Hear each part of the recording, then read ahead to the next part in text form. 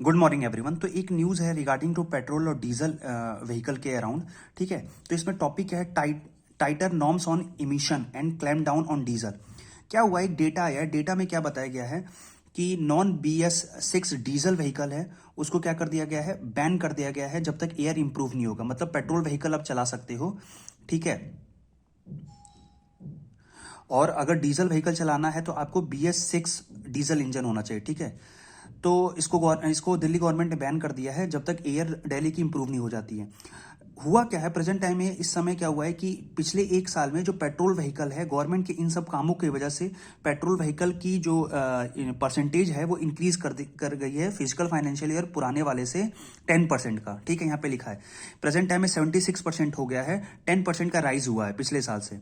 और diesel vehicle में sharp decrement हुआ है 17% का। ठीक है, अभी बताया गया है कि ऐसा क्यों हो रहा है डीजल में और पेट्रोल में।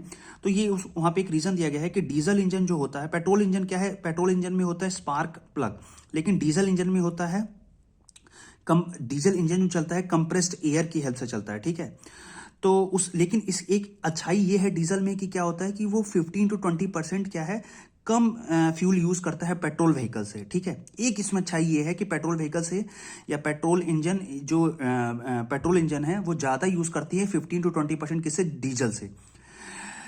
अच्छा, अब 15 to 20% ये कम करता है, तो इसी कारण इसका क्या है कि इसका जो ऑपरेटिंग कॉस्ट है बहुत कम है, लोअर ऑपरेटिंग कॉस्ट है। ठीक है, अच्छा, और इसमें क्या होता है, हायर टॉर्क वैल्यू चाहिए, मतलब स्टार्ट करने के लिए ज्यादा उस पर इंपैक्ट चाहिए, इसीलिए कंप्रेस्ड एयर की यूज पड़ती है इसमें।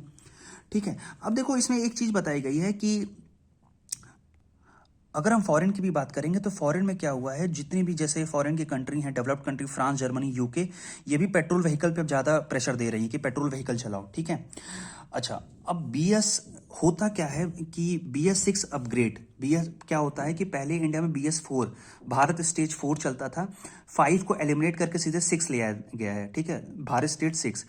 अब इसमें क्या हुआ है कि पेट्रोल जो व्हीकल है तो भाई चेंज करना पड़ता है इंजन को किसी एक स्टेज से दूसरे स्टेज में लाने के लिए।